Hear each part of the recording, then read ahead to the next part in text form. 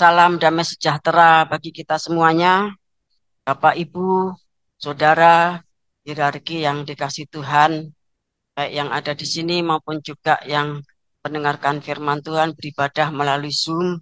Ya, saya mengucapkan Tuhan mengasihi kita semuanya. Adapun tema pemberitaan firman saat ini adalah Pentakosta akhir zaman dan kegerakan kuda putih. Ini sesi yang kedua.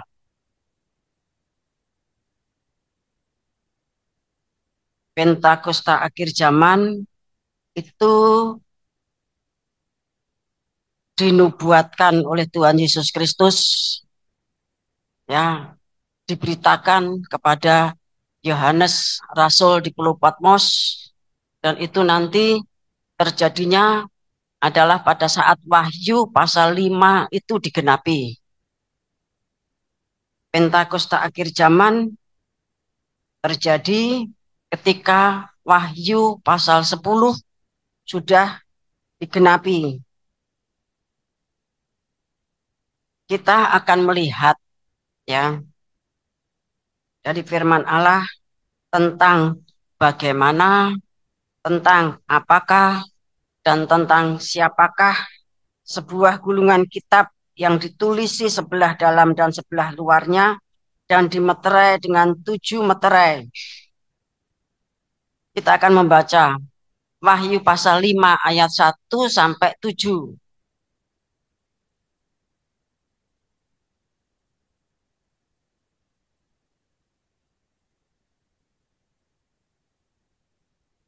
Kitab yang dimeterai dan anak domba. Maka aku melihat di tangan kanan dia yang duduk di atas tahta itu sebuah gulungan kitab yang ditulisi sebelah dalam dan sebelah luarnya dan dimeterai dengan 7 meterai.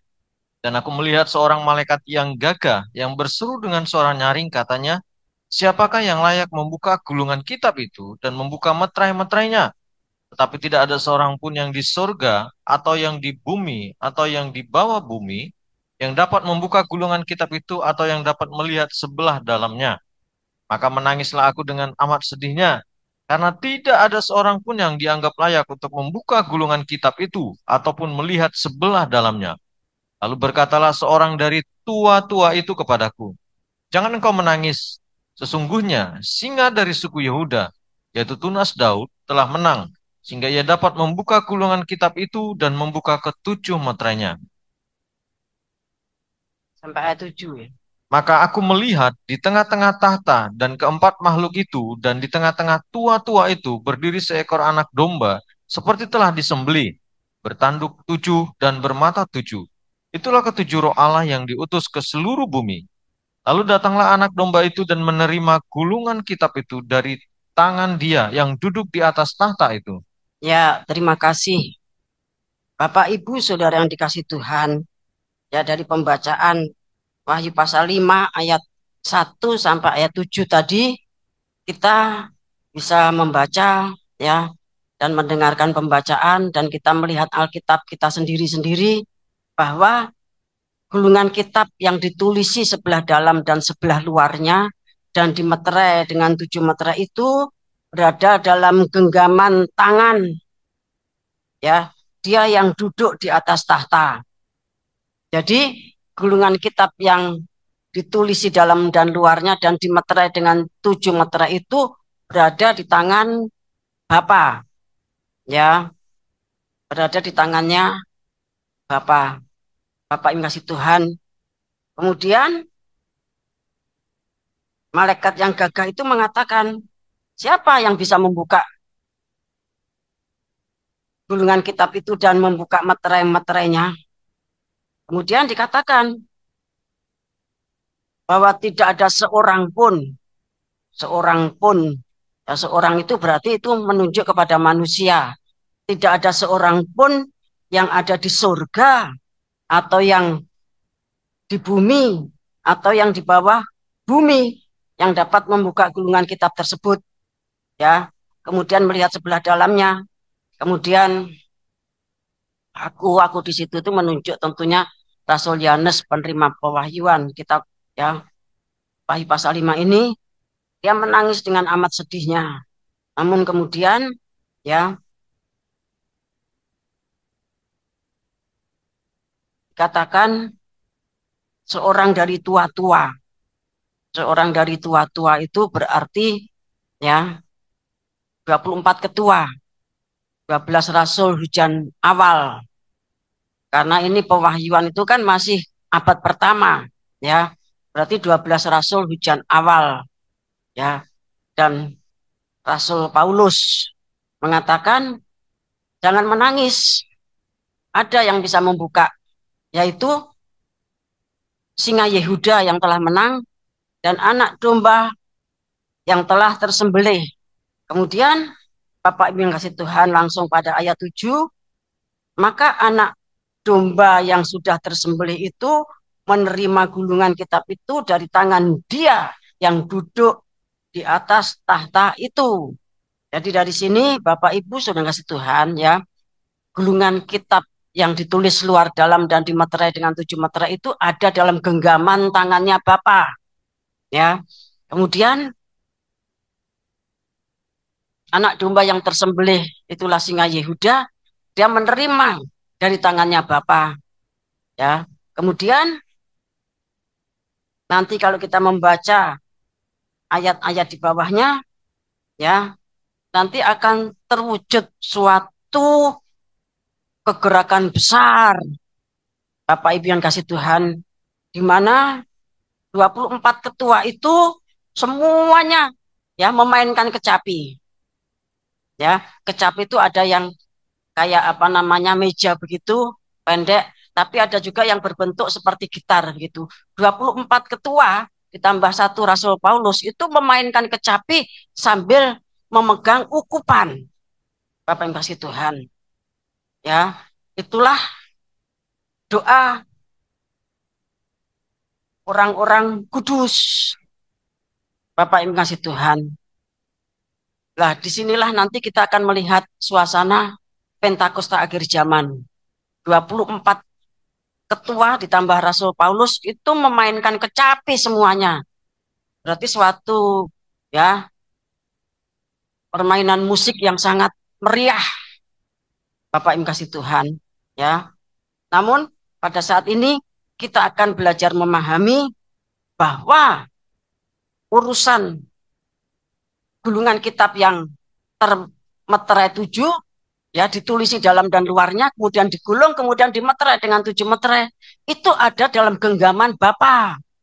Berarti itu merupakan satu ya sesuatu yang dipegang, yang digenggam oleh Bapa, dan Bapa menginginkan gulungan kitab itu dibuka.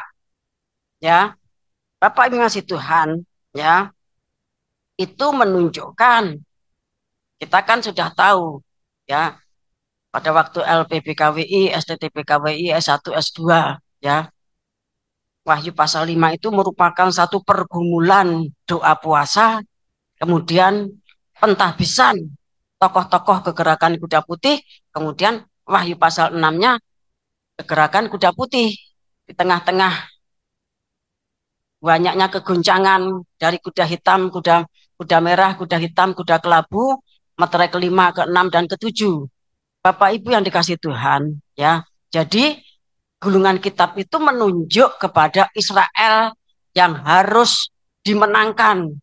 Tetapi dikatakan sampai pun akhir zaman itu masih tertutup. Meterai itu masih ya gulungan kitab yang ditulis di luar dan dalamnya itu masih tertutup dengan 7 meterai. Bapak yang ngasih Tuhan. Barulah nanti kalau Wahyu pasal 5 itu digenapi, maka akan terjadi ya suatu peristiwa besar yang berurutan ya sampai pada pembukaan meterai Wahyu pasal 6. Nah, Bapak Ibu Saudara yang dikasih Tuhan, ya, kita akan membaca Yesaya 54 ayat 2 sampai 8.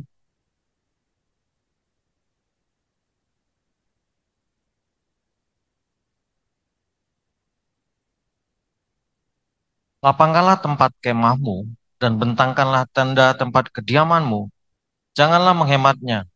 Pancangkanlah tali-tali kemahmu dan pancangkanlah kokoh-kokoh patok-patokmu. Sebab engkau akan mengembang ke kanan dan ke kiri. Turunanmu akan memperoleh tempat bangsa-bangsa dan akan mendiami kota-kota yang sunyi. Janganlah takut, sebab engkau tidak akan mendapat malu.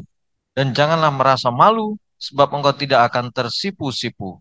Sebab engkau akan melupakan malu keremajaanmu dan tidak akan mengingat lagi aib kejandaanmu. Ya, jadi dikatakan ini seperti perkataan Tuhan kepada Efraim, ya, yang malu karena masa keremajaannya, masa mudanya. Tapi ini dikatakan, kamu tidak akan lagi malu akan masa keremajaanmu ataupun masa kejandaanmu.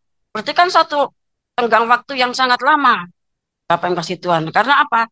Judulnya ya, perjanjian damai dengan Sion. Sion dipulihkan. Mari dilanjutkan. Sebab yang menjadi suamimu ialah Dia yang menjadikan engkau. Tuhan semesta alam namanya. Yang menjadi penebusmu ialah Yang Maha Kudus Allah Israel. Ia disebut Allah seluruh bumi. Sebab seperti istri yang ditinggalkan dan yang bersusah hati, Tuhan memanggil engkau kembali. Masakan istri dari masa muda akan tetap ditolak? Firman Allahmu. Ya, jadi Israel itu merupakan istri masa muda. Ya, ini belum bicara Tuhan Yesus Kristus, Bapak yang kasih Tuhan, ya. Tapi Yahweh atau Bapa. Jadi Israel itu istri masa muda, ya. Mulai dari remaja itu sudah istilah gitu sudah diincar sama Tuhan. Ya, sejak di padang gurun itu masih bayi, ya berlepotan darah, kemudian dihiasi didandani sama Tuhan. Namun kemudian Tuhan katakan, kamu milikku, artinya diperistri sama Tuhan. Kemudian didandani menjadi sangat cantik dan sangat mewah hidupnya, tapi kemudian menjadi sundal, ya. Akhirnya ditinggal sama Tuhan, menjadi janda. Tapi Tuhan katakan, Tuhan merindukan istri masa mudanya, ya, istri masa mudanya.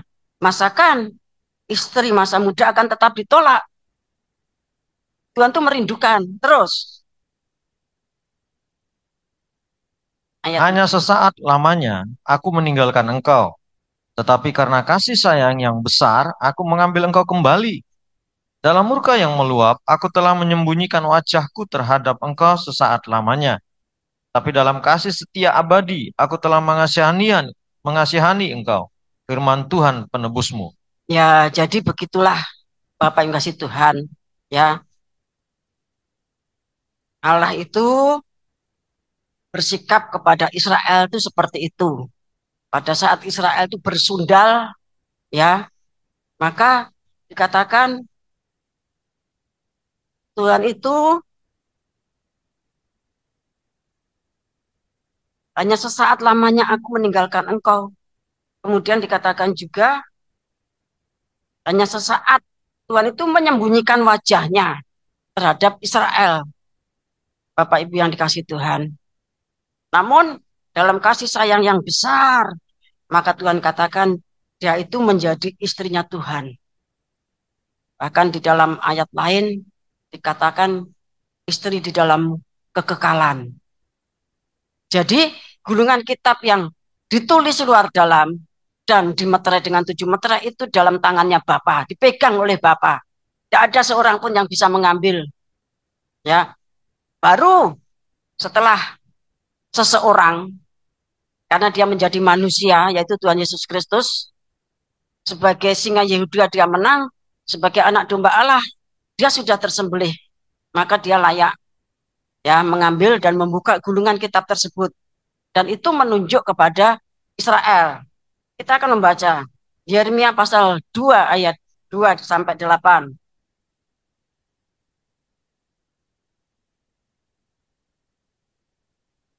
Pergilah memberitahukan kepada penduduk Yerusalem dengan mengatakan, beginilah firman Tuhan, aku teringat kepada kasihmu pada masa mudamu, kepada cintamu pada waktu engkau menjadi pengantin. Bagaimana engkau mengikuti aku di padang gurun, di negeri yang tiada tetaburannya. Ketika itu, Israel kudus bagi Tuhan, sebagai buah bungaran dari hasil tanahnya. Semua orang yang memakannya menjadi bersalah. Malapetaka menimpa mereka, demikianlah firman Tuhan. Dengarlah firman Tuhan, hai kaum keturunan Yakub, hai segala kaum keluarga keturunan Israel. Beginilah firman Tuhan, apakah kecurangan yang didapati nenek moyangmu padaku, sehingga mereka menjauh daripadaku, mengikuti dewa kesia-siaan, sampai mereka menjadi sia-sia, dan mereka tidak lagi bertanya, di manakah Tuhan yang menuntun kita keluar dari tanah Mesir, yang memimpin kita di padang gurun, di tanah yang tandus dan yang lekak-lekuk, di tanah yang sangat kering dan gelap, di tanah yang tidak dilintasi orang dan yang tidak didiami manusia. Aku telah membawa kamu ke tanah yang subur untuk menikmati buahnya dan segala yang baik daripadanya. Tetapi segera setelah kamu masuk, kamu menajiskan tanahku. Tanah milikku telah kamu buat menjadi kekejian. Para imam tidak lagi bertanya, di manakah Tuhan? Orang-orang yang melaksanakan hukum tidak mengenal aku lagi. Dan para gembala mendurhaka terhadap aku. Para nabi berbuat demi Baal. Mereka mengikuti apa yang tidak berguna. Ya, ini kondisinya Israel, ya, keturunan Yakub. Namun demikian, Tuhan itu merindukan untuk kembali, ya, menjadi seperti pengantin pada zaman dulu. Ya, Israel itu mengikuti kemana saja Tuhan itu pergi selama 40 tahun terus mengikuti. Bukannya tanpa masalah. Suatu perhubungan itu tentu ada namanya apa namanya ada sedikit masalah. Namun demikian tetap taat berangkat lagi Bapak Ibu kasih Tuhan. Yang bermasalah kan bukan orang banyak, cuma sedikit orang. Ya, disebut oleh Alkitab mereka itu bangsa bajingan. Nah, Bapak Ibu Saudara yang kasih Tuhan, Tuhan tuh merindukan. Sejak zamannya Yeremia saja, Tuhan tuh sudah merindukan. Namun kerinduan Tuhan itu tidak tercapai, tidak kesampaian. Ya, kita baca Wahyu pasal 2 ayat yang keempat.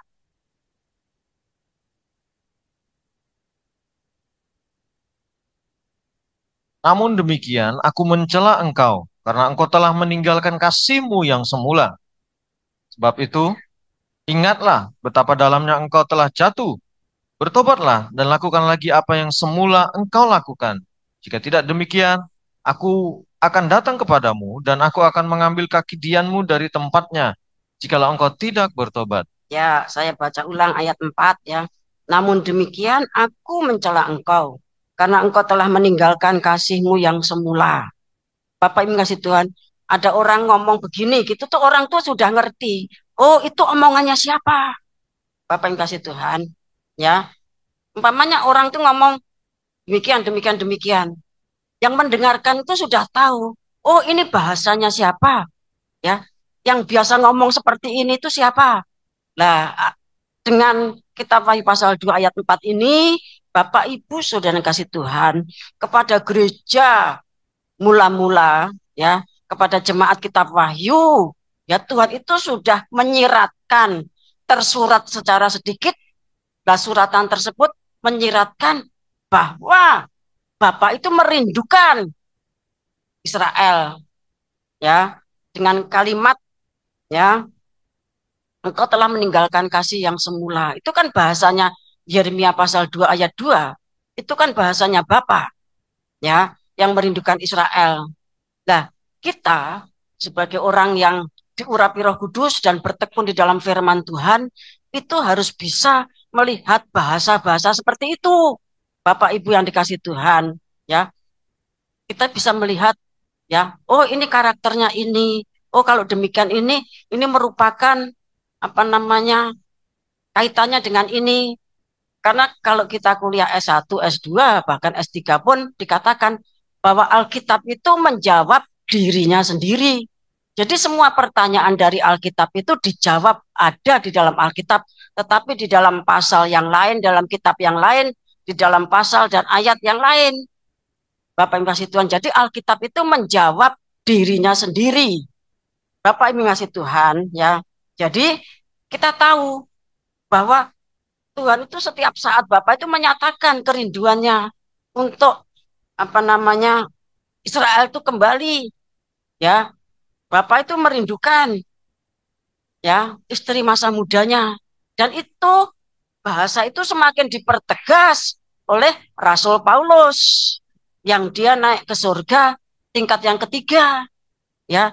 Di dalam suratan Roma itu banyak sekali bahasa-bahasa firman yang ditulis oleh Rasul Paulus tentang Israel.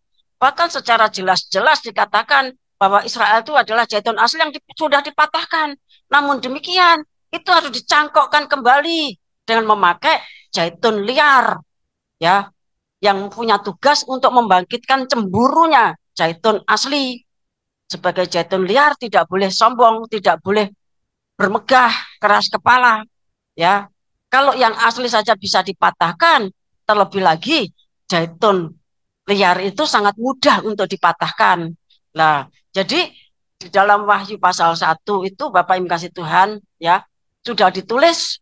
Kemudian di dalam Roma itu semakin jelas. Bahkan kalau menurut urutannya tentunya, ya, lebih duluan tulisannya Rasul Paulus.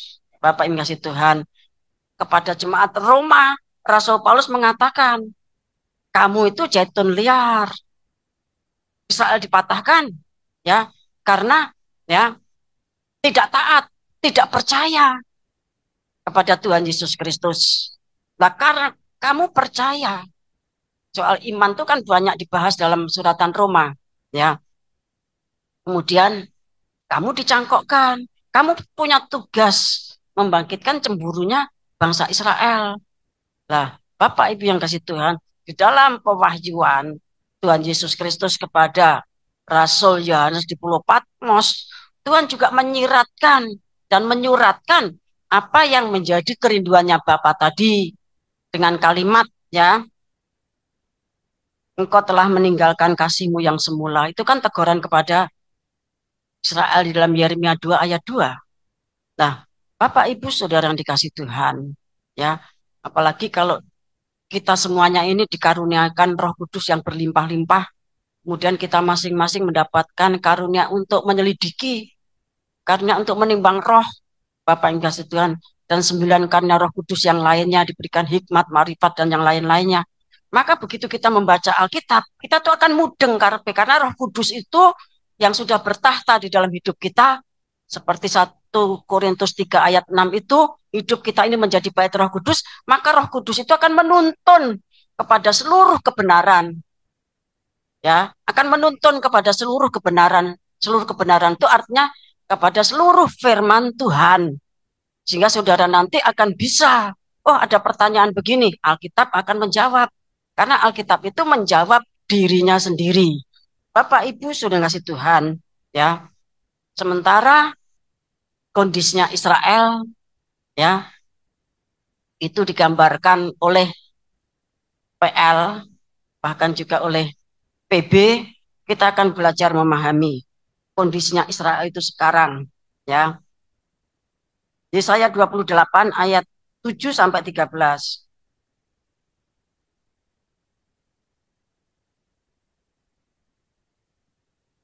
Terhadap pemimpin-pemimpin Yerusalem. Tetapi orang-orang di sini pun pening karena anggur dan pusing karena arak. Baik imam maupun nabi pening karena arak, kacau oleh anggur. Mereka pusing oleh arak, pening pada waktu melihat penglihatan, goyang pada waktu memberi keputusan. Ya, karena, ya, hidupnya dalam kemabukan duniawi, maka mereka itu pada waktu melihat penglihatan itu pening, pusing, jadi tidak bisa jelas. Bahkan pada waktu memberi keputusan itu goyang, Bapak yang kasih Tuhan. Kemudian terus dibaca. Sungguh, segala meja penuh dengan muntah, kotoran, sehingga tidak ada tempat yang bersih lagi. Ya, seluruh meja itu penuh dengan muntah, kotoran, sehingga tidak ada tempat yang bersih lagi. Kalau saudara membaca Yesaya 56, para gembala itu kan cuma tidur ngantuk-ngantukan, kemudian mabuk-mabukan, kemudian besok akan begini lagi. Ya, itu para gembala Israel, ya, menunjuk para raja dan semua pejabatnya. Terus,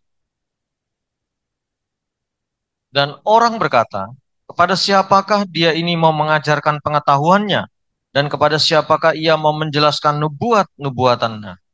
Seolah-olah kepada anak yang baru disapih dan yang baru cerai susu. Sebab harus ini, harus itu.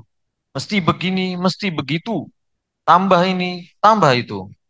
Sungguh oleh orang-orang yang berlogat ganjil dan oleh orang-orang yang berbahasa asing, aku berbicara kepada bangsa ini. Dia yang telah berfirman kepada mereka, inilah tempat perhentian. Berilah perhentian kepada orang yang lelah.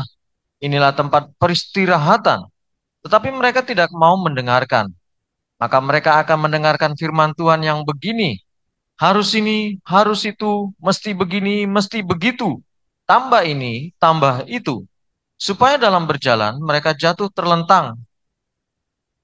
Sehingga luka, tertangkap dan tertawan. ya, dikatakan firman yang mengatakan, ya,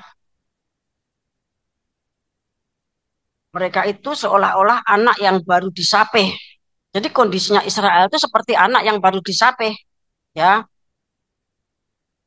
anak yang baru cerai susu, baru disapih, sehingga harus ditorat, ya, dikatakan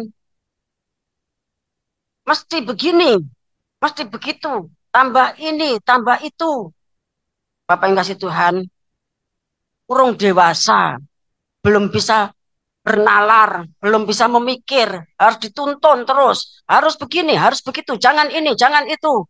Ya, kemudian dikatakan, ya, harus ini, harus itu ayat 13. Mesti begini, mesti begitu. Tambah ini, tambah itu. Lah, itu kanak-kanak, Bapak yang kasih Tuhan, anak yang baru cerai susu, anak yang baru disapih. Namun demikian, Bapak yang kasih Tuhan, ya, mereka itu sekalipun sudah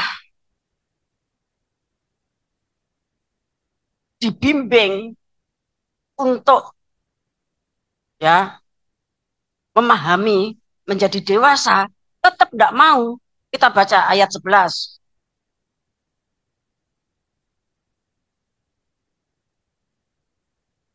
Sungguh, oleh orang-orang yang berlogat ganjil dan oleh orang-orang yang berbahasa asing, aku berbicara kepada bangsa ini. Ayat 12. Dia yang telah berfirman kepada mereka, inilah tempat inilah tempat perhentian.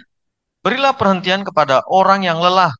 Inilah tempat peristirahatan. Tetapi mereka tidak mau mendengarkan. Nah, ini nubuatan tentang Pentakosta yang pertama, ya, tentang Pentakosta yang pertama. Bapak Ibu sudah ngasih Tuhan, saudara belajar fokus. Ada anak nangis, sudah biar nangis diurus orang tuanya. Saudara fokus kepada pemberitaan firman Tuhan. Nanti kalau kegerakan besar, tengah-tengah kuda merah, kuda hitam, kuda kelabu, meterai 5, 6, dan 7, kita harus tetap, ya, melaksanakan kegerakan tersebut. Sungguh oleh orang-orang yang berlogat ganjil dan oleh orang-orang yang berbahasa asing akan berbicara kepada bangsa ini nubuatan tentang Pentakosta. Bapak Ibu Tuhan, di mana masing-masing itu berbahasa, ya, yang dipahami oleh orang-orang Yahudi yang saleh yang datang ke Yerusalem. Mereka itu berbahasa roh ketika penuhan Roh Kudus. Bahasanya itu asing, bahasanya itu ganjil. Ini kan masih kitab Yesaya. Untuk sampai kepada KPR, ya, kan masih 700 tahun. Nah, kemudian ditunjukkan ini loh tempat peristirahatan, ini loh tempat perhentian. Itu ya itu saat kita tuh dipenuhkan Roh Kudus, kita tuh kan merasakan damai sejahtera, akan merasakan kebebasan, akan merasakan satu perhentian. Bapak yang kasih Tuhan, seperti rusa yang merindukan air, ya. Air itu kan bicara, air kehidupan itu kan bicara Roh Kudus. Nah, Bapak Ibu kasih Tuhan, sudah sampai pun kepada masa Pentakosta pertama, ya, mendengarkan orang yang berbahasa ganjil, logatnya ganjil, tapi Bapak Ibu sudah kasih Tuhan yang menerima Tuhan Yesus Kristus pada Pentakosta yang pertama itu, pertama 3.000. kemudian menjadi 5.000. Kemudian masuklah Saulus KPR 9, ya. Kemudian KPR 10 Cornelius. Tuhan sudah mulai beralih kepada bangsa lain. Kemudian Saulus dan Barnabas mulai bekerja, ya. Namun demikian orang-orang Yahudi itu selalu mengikuti dan membuat kisruh, ya. Bahkan menganiaya. Akhirnya Rasul Paulus mengebaskan debu kakinya dan beralih kepada bangsa lain. Bapak Ibu Saudara yang dikasih Tuhan, ya. Jadi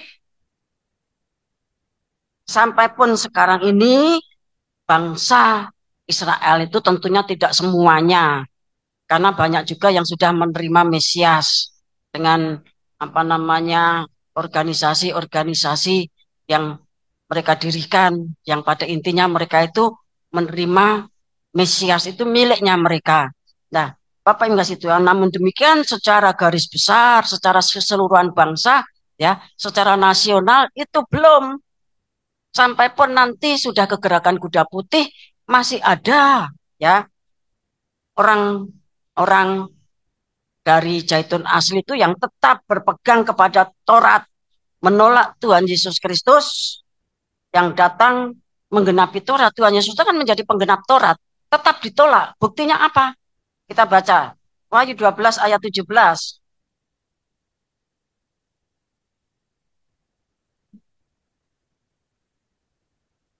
Maka marahlah naga itu kepada perempuan itu, lalu pergi memerangi keturunannya yang lain, yang menuruti hukum-hukum Allah dan memiliki kesaksian Yesus. Nah, ini orang yang tertinggal pada masa antikris. Bapak Ibu sudah kasih Tuhan, ya. Kalau di dalam Wahyu pasal 7 itu digambarkan sebagai orang yang memegang daun palem. Bapak yang kasih Tuhan. Kalau Wahyu pasal 12 ayat 17, mereka itu disebut sebagai orang yang menuruti hukum-hukum Allah dan memiliki kesaksian Yesus. 17, 12, pasal 12 dari Wahyu ini, ayat 17, bagian B, tolong Pak Rudi dibaca dalam bahasa Inggrisnya. Which keep the commandments of God and heaven the testimony of Jesus Christ. Ya, mereka itu memelihara hukum-hukum Allah, the commandment, 10 hukum Taurat, ya. Kemudian mereka itu orang yang memegang kesaksian tentang Yesus, itu Kristen, Bapak yang kasih Tuhan. Tetapi tertinggal pada masa antikris, Bapak yang kasih Tuhan, ya. Jadi Zaitun Asli ini sangat membanggakan, ya, Musa dan Taurat. Sekalipun Tuhan Yesus sudah menjelaskan di dalam Injil Yohanes, namun mereka mengeraskan hati, bahkan membunuh Tuhan Yesus. Sampai pun nanti kegerakan kuda putih berlangsung, pemeteran atas Israel terjadi, masih ada benih yang tersisa, yaitu which keep the commandment of God, ya, and have the testimony of Jesus Christ. Jadi orang Kristen yang cuma berpegang kesaksian Yesus, Bapak yang kasih Tuhan, tidak maju-maju, ya. Kemudian yang berpegang kepada hukum Taurat. Kemudian kita melihat, ya, kondisinya Israel itu seperti apa, kok angel banget. Saya katakan maha sulit, maha sukar melaksanakan kegerakan kuda putih. Orang yang turun dari surga pun tidak bisa. Bapak Ibu yang dikasih Tuhan. Kita akan membaca Yesaya 28.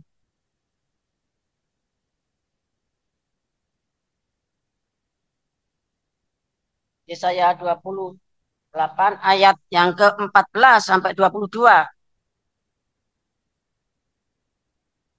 Sebab itu dengarlah firman Tuhan, hai orang-orang pencemooh, hai orang-orang yang memerintah rakyat yang ada di Yerusalem ini. Nah, ini berarti firman ini untuk Israel, untuk Yehuda. Terus, Karena kamu telah berkata, kami telah mengikat perjanjian dengan maut, dan dengan dunia maut. Kami telah mengadakan persetujuan. Biarpun cemeti berdesik-desik dengan kerasnya, kami tidak akan kena, sebab kami telah membuat bohong sebagai perlindungan kami, dan dalam dusta kami menyembunyikan diri. Ya, anu berhenti dulu ya.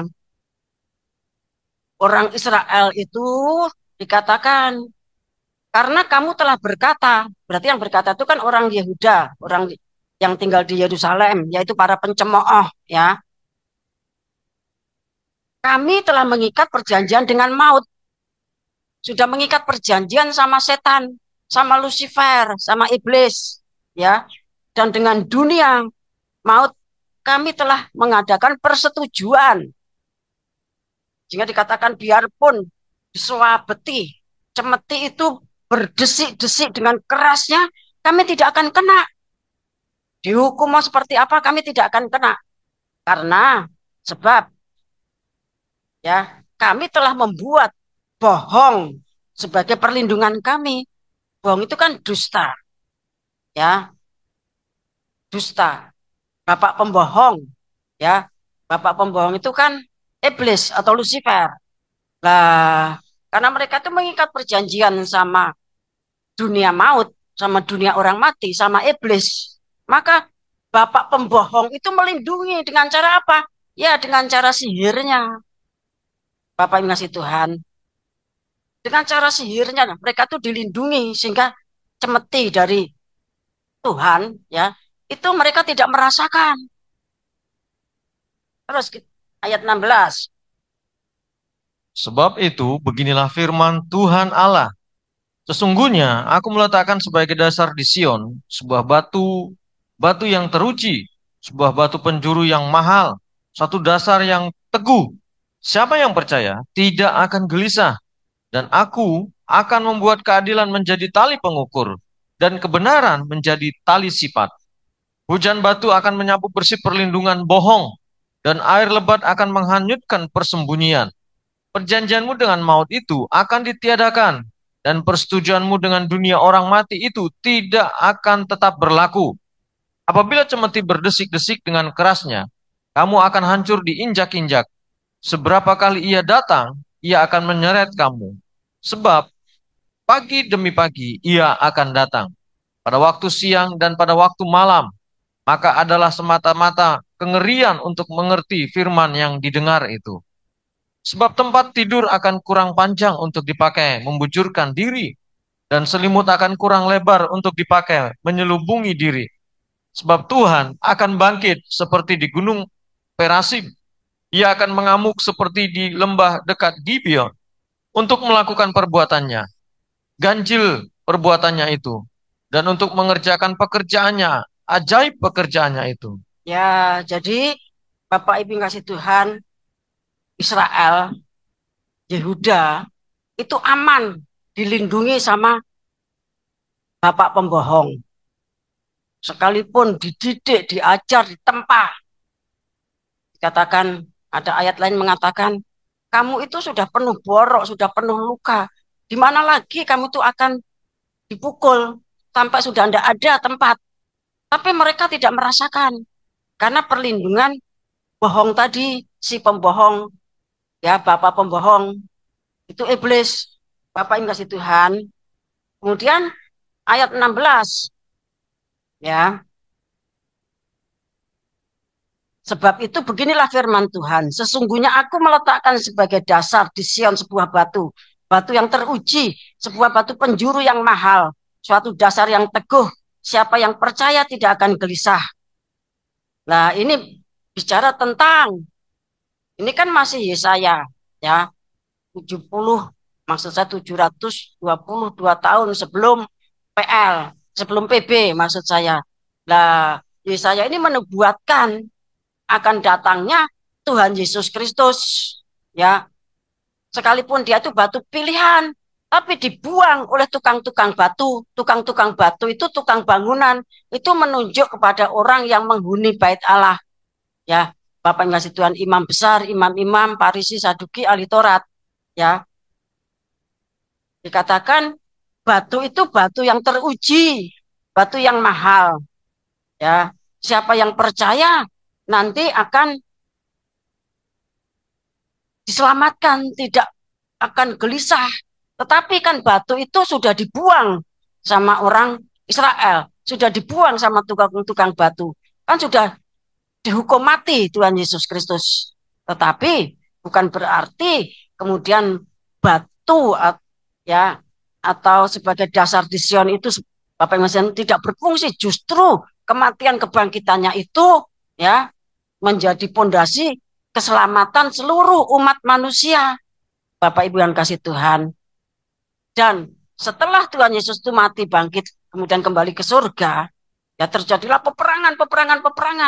Sehingga si Lucifer atau iblis bapak pembohong itu tidak bisa lagi secara leluasa ya menguasai Israel ataupun Yehuda.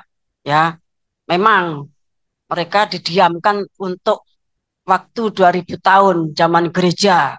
Namun nanti pada akhir zaman dan sekarang ini kita sudah memasukinya ya di dalam kitab Wahyu itu mereka akan dijangkau. Jadi Bapak Ibu yang dikasih Tuhan ya semua penyembahan ritual kepada Lucifer apapun nama organisasinya Bapak Ibu Tuhan itu Israel itu melakukan, Yahudi itu melakukan, bahkan sudah sejak zaman purba, sejak dari Mesir pun sudah melakukan. Bapak yang kasih Tuhan, para raja-raja Israel, raja-raja Yahudi itu melakukan penyembahan kepada setan, penyembahan kepada iblis, penyembahan kepada Lucifer. Dan pada akhir zaman ini, bahkan beberapa ratus tahun ke belakang, ya, Israel itu menjadi pemimpin di dalam hal penyembahan kepada Lucifer, kepada iblis dan kepada Satan. Karena memang sudah canggih, sudah apal, ya, sudah sangat mengerti tentang hal itu. Bapak yang kasih Tuhan. Nah itulah yang harus dimenangkan melalui kegerakan kuda putih.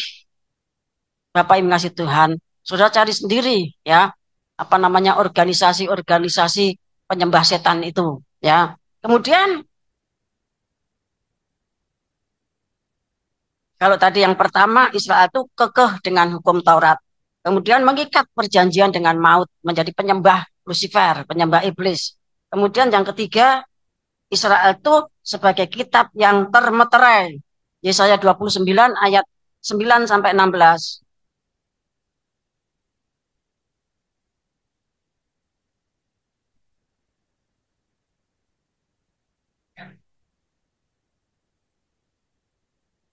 Yesaya 29 ayat 9 sampai 16. Bangsa bangsa yang buta, tercengang-cenganglah penuh keheranan, biarlah matamu tertutup, buta semata-mata. Jadilah mabuk, tetapi bukan karena anggur. Jadilah pusing, tetapi bukan karena arak. Sebab Tuhan telah membuat kamu tidur nyenyak. Matamu, yakni para nabi, telah dipejamkannya, dan mukamu, yaitu para pelihat, telah ditudunginya. Maka bagimu, penglihatan dari semuanya itu seperti isi sebuah kitab yang termeterai. Apabila itu diberikan kepada orang yang tahu membaca dengan mengatakan, baiklah, baca ini, maka ia akan menjawab, aku tidak dapat sebab kitab itu termeterai. Dan apabila kitab itu diberikan kepada seorang yang tidak dapat membaca dengan mengatakan, baiklah, baca ini, maka ia akan menjawab, aku tidak dapat membaca. Dan Tuhan telah berfirman, oleh karena bangsa ini datang mendekat dengan mulutnya dan memuliakan aku dengan bibirnya, padahal hatinya menjauh daripadaku, dan ibadahnya kepadaku hanyalah perintah manusia yang dihafalkan. Maka sebab itu sesungguhnya aku akan melakukan pula hal-hal yang ajaib kepada bangsa ini. Keajaiban yang menakjubkan. Hikmat orang-orangnya yang berhikmat akan hilang. Dan kearifan orang-orangnya yang arif akan bersembunyi. Celakalah orang yang menyembunyikan dalam-dalam rancangannya terhadap Tuhan. Yang pekerjaan-pekerjaannya terjadi dalam gelap. Sambil berkata, siapakah yang melihat kita? Dan siapakah yang mengenal kita? Betapa kamu memutarbalikkan segala sesuatu. Apakah tanah liat dapat dianggap sama seperti tukang periuk? sehingga apa yang dibuat dapat berkata tentang yang membuatnya, bukan dia yang membuat aku, dan apa yang dibentuk berkata tentang yang membentuknya, sehingga ia tidak tahu apa-apa. Ya, ini yang dilakukan Israel. Ya, dikatakan kitab yang ditulis di luar dalam dan dimeterai. Kalau diberikan kepada orang yang membaca, aku tidak bisa baca karena kitab itu termeterai. Kalau diberikan kepada orang yang tidak bisa membaca, saya meneh, aku raiso moco. Ya, nah ini menunjuk kepada apa? Ya, itu menunjuk kepada ibadahnya orang Israel. Bapak yang kasih Tuhan, ya, itu menunjuk kepada ibadahnya orang Israel. Karena apa dikatakan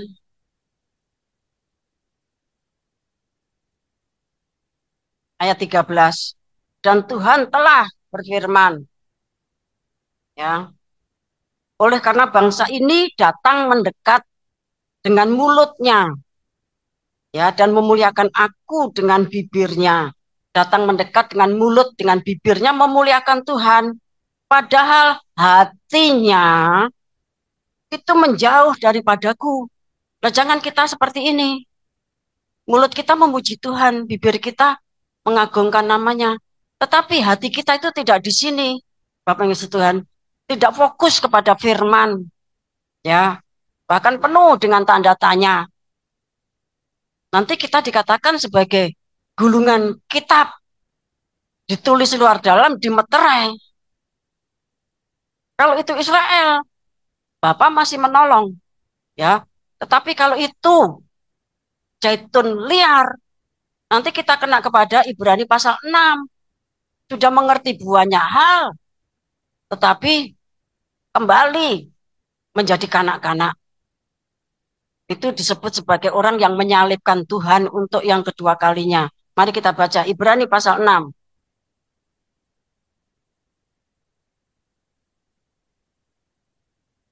Ayat 1 mulai. Sebab itu, marilah kita tinggalkan asas-asas pertama dari ajaran tentang Kristus dan beralih kepada perkembangannya yang penuh. Janganlah kita meletakkan lagi dasar pertobatan dari perbuatan-perbuatan yang sia-sia dan dasar kepercayaan kepada Allah, yaitu ajaran tentang berbagai pembaptisan, penumpangan tangan, kebangkitan orang-orang mati, dan hukuman kekal. Dan itulah yang akan kita perbuat jika Allah mengizinkannya. Sebab mereka yang pernah diterangi hatinya, yang pernah mengecap karunia surgawi, dan yang pernah mendapat bagian dalam Roh Kudus, dan yang mengecap firman yang baik dari Allah, dan karunia-karunia dunia yang akan datang, namun yang murtad lagi tidak mungkin dibaharui sekali lagi sedemikian, hingga mereka bertobat, sebab mereka menyalibkan lagi anak Allah bagi diri mereka, dan menghinanya di muka umum. Ya, jadi bukan cuma Israel saja yang menjadi gulungan kitab yang ditulis luar dalamnya, namun dimeterai dengan 7 meterai, dimeterai, ditutup secara sempurna. Karena itu menunjuk ibadah. Kalau kita ibadah cuma memuji Tuhan dengan bibir dan mulut kita, tetapi hatinya menjauh dari Tuhan. Itulah kondisinya Israel yang juga dikecam oleh Tuhan Yesus di dalam Matius pasal 15. Tidak usah dibaca ya. Kita sudah sering membaca itu. Ya, bangsa ini mendekat kepadaku, ya, cuma dengan mulutnya dan bibirnya, tetapi hatinya itu menjauh dari Tuhan. Bahkan hatinya itu penuh dengan rancangan-rancangan. Sambil mengatakan Tuhan tidak lihat. Yang membuat kita itu bukan Tuhan. Kan demikian. Organisasi-organisasi yang menyembah Lucifer itu. Mereka mendirikan, ya, satu prinsip, ya, bahwa manusia itu bukan diciptakan oleh Tuhan, tetapi itu dari materi. Ada bahkan manusia itu dari munyuk, ya. Bapak yang kasih Tuhan. Itu sudah diungkapkan tadi oleh Nabi Yesaya. Nah, biarlah kita kalau kita beribadah, bibir mulut kita, telinga kita mendengarkan firman Tuhan, hati kita juga fokus, ya, fokus kepada firman Tuhan. Kemudian kita akan membaca ya, bahwa Israel nanti akan ditolong saat Tuhan itu datang, ya. Ada yang sudah dimeterai Wahyu pasal 7, namun masih banyak yang harus ditolong saat Tuhan datang. Kita baca Ibrani, maksud saya, ya, Yesaya 29,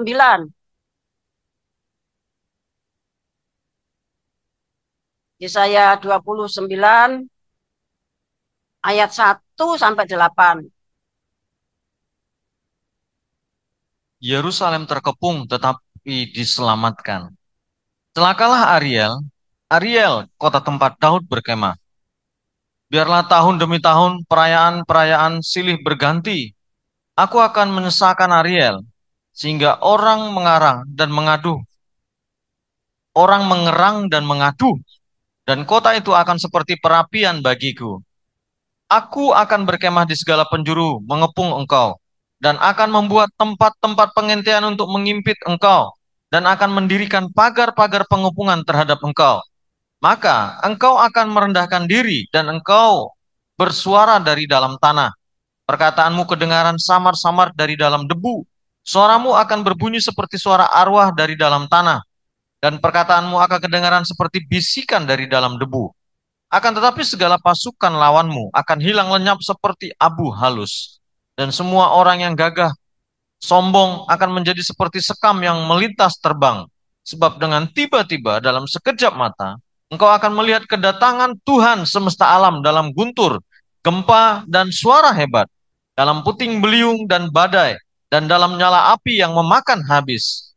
Maka segala pasukan bangsa-bangsa yang berperang melawan Ariel, dan semua orang yang memerangi dia dan kubu pertahanannya, dan orang-orang yang menyesakkan dia akan seperti mimpi dan seperti penglihatan malam-malam. Seumpama seorang yang lapar bermimpi, ia sedang makan, pada waktu terjaga perutnya masih kosong. Atau seumpama seorang yang haus bermimpi, ia sedang minum, pada waktu terjaga sesungguhnya ia masih lelah, kerongkongannya masih dahaga. Demikianlah halnya dengan segala pasukan bangsa-bangsa yang berperang melawan Gunung Sion. Ya, ini bicara tentang kedatangan Tuhan, ya. Namun pada waktu itu elit global, New World Order, ya, itu sudah masuk ke dalam bunker, ya, masuk dalam bunker seperti yang ditulis di dalam Wahyu pasal 6 ayat 12 mulai. Para raja, para pemimpin, para panglima, orang besar, orang kaya, dan para budak semuanya masuk ke gua karena melihat, ya, anak domba, dan mereka tahu bahwa murka Allah itu sudah dimulai. Bapak yang kasih Tuhan, dan disitulah mereka bertobat sehingga dikatakan, ya, mereka itu merendahkan diri dan bersuara dari dalam tanah. Perkataannya kedengaran samar-samar dari dalam debu. Ya karena di bunker itu kan dalam banget. Mereka merendahkan diri. Suaranya akan berbunyi seperti suara arwah dari dalam tanah. Dan perkataanmu akan kedengaran seperti bisikan dari dalam debu. Namun Tuhan mendengar. Ya, dikatakan, akan tetapi segala pasukan lawanmu akan hilang lenyap seperti abu halus. Dan semua orang yang gagah sombong akan menjadi seperti sekam yang melintas terbang. Sebab dengan tiba-tiba dalam sekejap mata engkau akan melihat kedatangan Tuhan. Ya, jadi Bapak Ibu ngasih Tuhan, orang-orang umat pilihan Zaitun asli yang masuk di dalam bunker-bunker itu diselamatkan oleh Tuhan. Bapak Ibu kasih Tuhan. Sampai pun yang masuk masa antikris 42 tahun di dalam kerajaan antikris di neraka, mereka itu diambil, digembalakan oleh Tuhan, dibawa ke mata air kehidupan. Wahyu pasal 7 ayat 9 dan seterusnya. Bapak yang ngasih Tuhan, karena Tuhan sudah berjanji dalam suratan Roma, ya, bahwa nanti semua orang Israel itu akan diselamatkan oleh Tuhan. Bapak yang ngasih Tuhan. Kemudian kita akan membaca bagaimana Israel itu bertobat. Yesaya 29 ayat 17 dan seterusnya ayat di bawahnya, ya.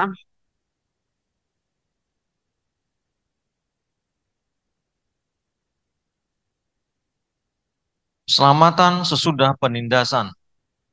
Bukankah hanya sedikit waktu lagi, Libanon akan berubah menjadi kebun buah-buahan, dan kebun buah-buahan itu akan dianggap hutan?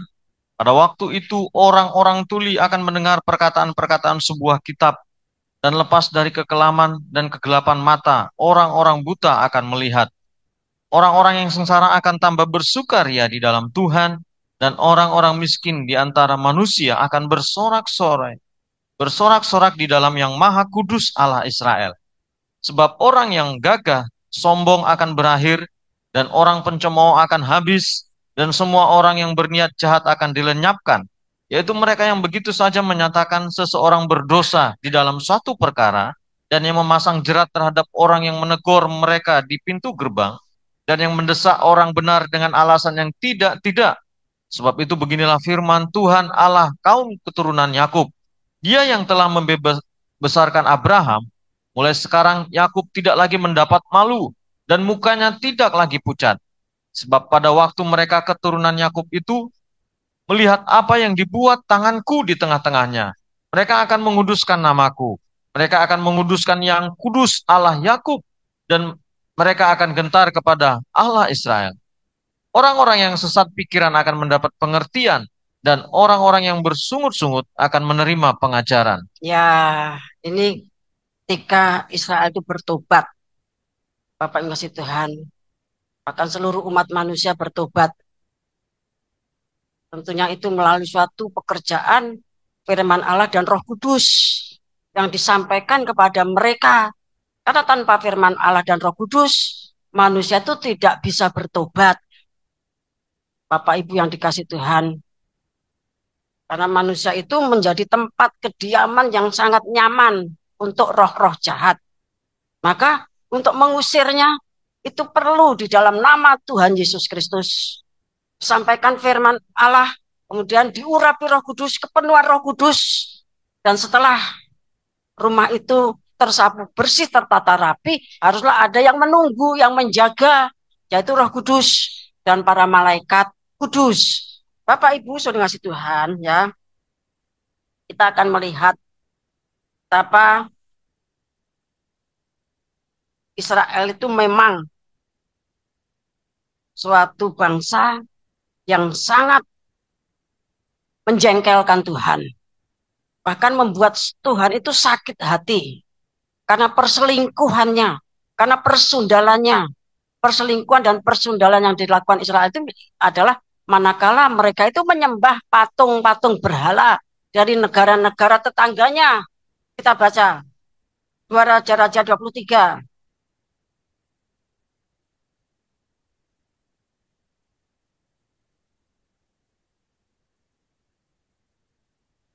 Ayat 1 mulai. Agak cepat saja. Pembaharuan yang dilakukan Yosia. Sesudah itu, raja menyuruh orang mengumpulkan semua tua-tua Yehuda dan Yerusalem. Kemudian pergilah raja ke rumah Tuhan dan bersama-sama dia semua orang Yehuda dan semua penduduk Yerusalem, para imam, para nabi, dan seluruh orang awam, dari yang kecil sampai yang besar. Dengan didengar mereka, ia membacakan segala perkataan dari kitab perjanjian yang ditemukan di rumah Tuhan itu. Sesudah itu berdiri raja dekat tiang dan diadakannya perjanjian di hadapan Tuhan untuk hidup dengan mengikuti Tuhan dan tetap menuruti perintah-perintahnya, peraturan-peraturannya dan ketetapan-ketetapannya dengan segenap hati dan dengan segenap jiwa, dan untuk menepati perkataan perjanjian yang tertulis dalam kitab itu. Dan seluruh rakyat turut mendukung perjanjian itu. Raja memberi perintah kepada imam besar Hilkiah dan kepada para imam tingkat 2 dan kepada para penjaga pintu untuk mengeluarkan dari bait Tuhan segala perkakas yang telah dibuat untuk Baal dan Asyera dan untuk segala tentara langit. Lalu dibakarnyalah semuanya itu di luar kota Yerusalem, di padang-padang Kidron, dan diangkutnyalah abunya ke Betel.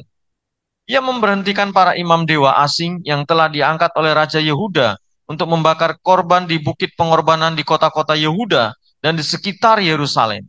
Juga orang-orang yang membakar korban untuk Baal, untuk dewa matahari, untuk dewa bulan, untuk rasi-rasi bintang, dan untuk segenap tentara langit. Dibawanyalah tiang-tiang berhala dari rumah Tuhan keluar kota Yerusalem, ke sungai Kidron, Lalu dibakarnya di situ dan ditumbuknya halus-halus menjadi abu. Kemudian dicampakkannya abunya ke atas kuburan rakyat jelata. Ia merobohkan petak-petak pelacuran bakti yang ada di rumah Tuhan, tempat orang-orang perempuan bertenun sarung untuk Asyera. Ya, terima kasih. Ya, nanti selanjutnya saudara baca sendiri di rumah. Ya, jadi ini daftar kejahatannya orang Israel, orang Yehuda. Di dalam rumah Tuhan itu dibangun berhala atau patung Baal, Asyera, dan bermacam-macam yang disembah itu. Kemudian di apa namanya sekitar bait Allah itu ya didirikan petak-petak pelacuran bakti yang ada di rumah Tuhan. Bapak Ibu kasih Tuhan. Di dalam rumah Tuhan itu dibangun bilik-bilik untuk pelacuran bakti, mengiringi ibadah kepada para dewa, ibadah kepada Baal, Asyera, dan sebagainya yang disembah oleh orang Israel dan orang Yahudi. Bapak Ibu kasih Tuhan. Nah, sampai sekarang itu orang Israel itu suka dengan ibadah model seperti itu. Seperti tadi, dia tuh sudah mengikat perjanjian dengan maut, ya, dengan alam maut, artinya dengan iblis, menjadikan Lucifer itu sebagai yang disembah, sebagai Allah. Bapak yang kasih Tuhan, saudara, kalau membaca kitab-kitab seperti itu banyak sekali, ya. Saya juga punya. Nah, Bapak Ibu yang kasih Tuhan, mengapa mereka tuh kok sulit ditobatkan? Karena disitulah ada kenikmatan daging, Bapak Ibu kasih Tuhan, ya. Disitulah apa namanya pelacuran bakti itu berkembang biak menjadi sesuatu yang sangat dinikmati pada saat mereka tuh menyembah Lucifer, Bapak yang kasih Tuhan. Sehingga apa namanya Musa dan Elia pun dibunuh di antara Sodom dan Mesir. Bapak Ibu yang kasih Tuhan. Kalau kita bicara Sodom itu berarti bicara dosa sodomi. Nah, bukan cuma dosa Sodom saja, berkembang banyak sekali jenisnya. Bapak yang kasih Tuhan. Dan itu sangat disukai, dilegalkan. Karena memang itu merupakan kelengkapan dalam ibadah ritual kepada Lucifer. Bapak Ibu yang dikasih Tuhan. Ya. Makanya itu sulit diberantas. Sulit untuk bertobat. Bapak Ibu yang kasih Tuhan. Kalau bukan Roh Kudus double porsi yang nanti akan terjadi pada saat Wahyu pasal 5 digenapi, di mana 24 ketua ditambah Rasul Paulus itu ya bermain kecapi memuji Tuhan. Bapak yang ngasih Tuhan ya disertai dengan apa namanya ukupan yang merupakan doa orang-orang kudus, sehingga para utusan itu bagaikan 7 roh Allah. Artinya roh Allah yang menguasai hidupnya tuh full, 7, sempurna. Barulah mereka itu nanti diutus dan mampu ya. Tapi kasih Tuhan, Wahyu pasal 6 dimulai, kemudian mampu melakukan pemeteraian atas Israel 144.000. Mereka itu orang yang menghargai Paskah. Kalau sudah membaca 2 Raja-Raja 23, Yosua itu melaksanakan Paskah setelahnya. Bapak Ibu sudah ngasih Tuhan, tidak gampang. Ya, karena demikianlah kondisinya Israel. Kemudian kita baca Yeskiel 23 ayat 43 sampai 49. Yeskiel 23 ayat 43 sampai 49. Aku berkata, apakah bunga yang layu ini masih melakukan perjinahan? Orang bersundal dengan dia, bahkan dengan dia. Mereka datang kepadanya seperti orang mendatangi perempuan sundal. Demikianlah mereka datang kepada Ohola dan Oholiba untuk melakukan kemesuman. Tetapi orang yang benar, saleh akan menghakimi mereka seperti orang menghakimi perempuan-perempuan yang berzina dan yang menumpahkan darah. Sebab mereka adalah perempuan-perempuan berzina dan tangan mereka berlumuran darah. Sebab beginilah firman Tuhan Allah, biarlah bangkit sekumpulan orang melawan mereka, dan biarkanlah mereka menjadi kengerian dan rampasan. Kumpulan orang ini akan melontari mereka dengan batu dan memancung mereka dengan pedangnya, membunuh anak-anak lelaki dan anak-anak perempuan mereka, dan membakar habis rumah-rumah mereka. Aku akan menghentikan kemesuman di tanah itu, dan semua kaum perempuan akan memperhatikan peringatan itu, dan tidak akan melakukan kemesuman lagi seperti yang kamu lakukan. Orang akan membalaskan kemesumanmu atasmu, dan kamu harus menanggung dosa-dosamu, lantaran kamu menyembah berhala-berhala, dan kamu akan mengetahui bahwa akulah Tuhan Allah. Ya, jadi kesalahan utama dan pertama Israel itu kesukaannya menyembah berhala. Karena di dalam ritual penyembahan berhala itu ada pelacuran bakti. Bapak yang kasih Tuhan. Sehingga tadi dikatakan, ya, ayat 43. Aku berkata, apakah bunga yang layu ini masih melakukan perjinahan? Ya, orang bersundal dengan dia, bahkan dengan dia. Bunga yang sudah layu itu berarti kan sudah bukan remaja lagi. Wis tuwek, tapi saya jadi sundal. Bapak yang kasih Tuhan ya. Bunga itu sudah layu, tapi masih bersundal. Itulah Ohola dan Oholiba. Itu menunjuk Samaria dan Yehuda. Kalau sudah membaca dari atas. Bapak yang masih Tuhan. Nah, maknanya apa? Ayat 49 dikatakan, ya, orang akan membalaskan kemesumanmu atasmu dan kamu harus menanggung dosa-dosamu lantaran kamu menyembah berhala-berhala, penyembahan berhala. Bapak yang kasih Tuhan, penyembahan berhala yang dilakukan Israel itu seperti pada zamannya raja-raja yang dihancurkan oleh Yosia tadi. Bapak yang kasih Tuhan, tidak gampang. Bapak yang kasih Tuhan, tidak mudah. Hanya firman Allah dan Roh Kudus. Roh Kudus pun haruslah Roh Kudus yang double porsi pada Pentakosta akhir zaman. Masing-masing kita hierarki, ya, hierarki 1, hierarki 2, 1, 7, 70, 490 itu harus mengalami kepenuhan Roh Kudus sampai mengalami pengurapan itu sampai sempurna. Ya, yang gitar bukan cuma 1, 24 ketua ditambah 1, 25 dengan denting kecapi.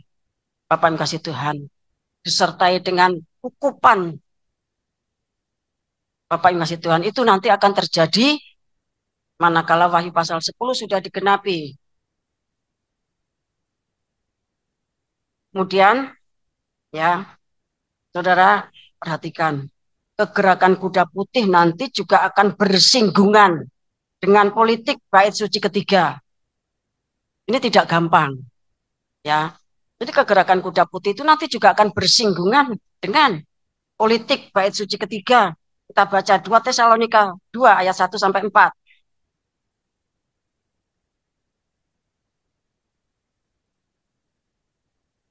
Kedurhakaan sebelum kedatangan Tuhan. Tentang kedatangan Tuhan kita Yesus Kristus dan terhimpunnya kita dengan Dia, kami minta kepadamu saudara-saudara, supaya kamu jangan lekas bingung dan gelisah, baik oleh ilham roh maupun oleh pemberitaan atau surat yang dikatakan dari kami, seolah-olah hari Tuhan telah tiba. Janganlah kamu memberi dirimu disesatkan orang dengan cara yang bagaimanapun juga. Sebab sebelum hari itu haruslah datang dahulu murtad, dan haruslah dinyatakan dahulu manusia durhaka yang harus binasa, yaitu lawan yang meninggikan diri di atas segala yang disebut atau yang disembah sebagai Allah. Bahkan ia duduk di bait Allah dan mau menyatakan diri sebagai Allah. Terima kasih. Ya, Tuhan Yesus Kristus pada waktu menyucikan bait Allah, Yohanes pasal 2, tindakannya itu menyebabkan dia itu disalibkan.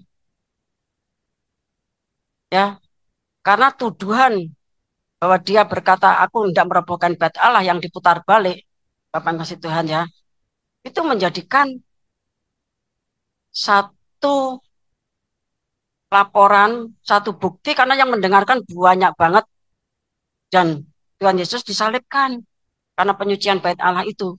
Nah, karena 2 Tesalonika pasal 2 ayat 1 sampai 4 ini ditulis oleh Rasul Paulus, Bapak Ibu kasih Tuhan, tentu ya itu menunjukkan bahwa kegerakan kuda putih nanti akan bersinggungan ya dengan politik bait suci ketiga. Lah, sementara nanti persinggungannya itu seperti apa? Ya nanti ya baru dibukakan spoilernya sedikit bahwa seperti Musa ya itu juga bersinggungan dengan Fir'aun dengan 10 tulah itu. Kemudian Daniel, Sadrah, Mesah, Abednego itu juga bersinggungan dengan Nebukadnezar sampai mereka dibakar di dalam api yang dipanaskan 7 kali itu. Daniel dimasukkan goa singa. Bapak yang kasih Tuhan, para rasul ya itu bersinggungan dengan kekaisaran Romawi. Terakhir dari 12 rasul, Rasul Yohanes digoreng tapi tidak mati, kemudian dibuang ke Pulau Patmos dan menerima pewahyuan. Demikian juga kita nanti akan bersinggungan dengan kerajaan-kerajaan, Bapak yang kasih Tuhan, dengan kerajaan-kerajaan, apalagi dengan hal yang berkaitan dengan bait suci yang akan diduduki oleh antikris. Namun demikian kita baca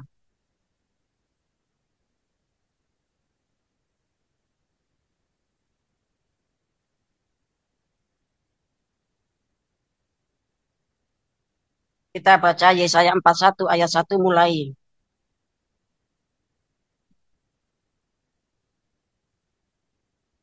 Tuhan membangkitkan seorang pembebas. Dengarkanlah aku dengan berdiam diri, hai pulau-pulau. Hendaklah bangsa-bangsa mendapat kekuatan baru. Bila mereka datang mendekat, kemudian berbicara. Baiklah kita tampil bersama-sama untuk berperkara. Siapakah yang menggerakkan dia dari timur? Menggerakkan dia yang mendapat kemenangan di setiap langkahnya. Yang menaklukkan bangsa-bangsa ke depannya. Dan menurunkan raja-raja. Pedangnya membuat mereka seperti debu. Dan panahnya membuat mereka seperti jerami yang tertiup. Terima kasih. Ya, dikatakan gerakan dari timur itu akan mendapat kemenangan di setiap langkahnya, akan menaklukkan bangsa-bangsa ke depannya, dan menurunkan raja-raja. Bapak yang kasih Tuhan, ya, Wahyu 10 ayat 11, harus bernubuat lagi kepada banyak suku, kaum bangsa, dan bahasa, dan para raja. Bapak yang kasih Tuhan. Oleh sebab itu, tentunya sebagai hierarki, kita harus mulai ya untuk terus mengalami pengurapan Roh Kudus sampai nanti masuk Wahyu pasal 5 Roh Kudus itu mencapai angka 7. Karena pekerjaan itu berat. Banyak nanti kerajaan-kerajaan ya yang tentunya yang tidak tahulah seperti apa. Tapi firman nubuatan mengatakan kegerakan itu mendapatkan kemenangan di setiap langkahnya dan menaklukkan bangsa-bangsa ke depannya dan menurunkan raja-raja. Bapak ngasih Tuhan. Jadi kegerakan kuda putih nanti akan bersinggungan dengan politik bait suci ketiga. Saudara perhatikan. Ya, saudara cermati, saudara simpan dulu. Kita belum mendapatkan banyak petunjuk, baru spoiler sedikit. Ya. Kiranya Tuhan Yesus Kristus memberkati kita semuanya. Kita pujikan satu pujian Yesaya 5:23.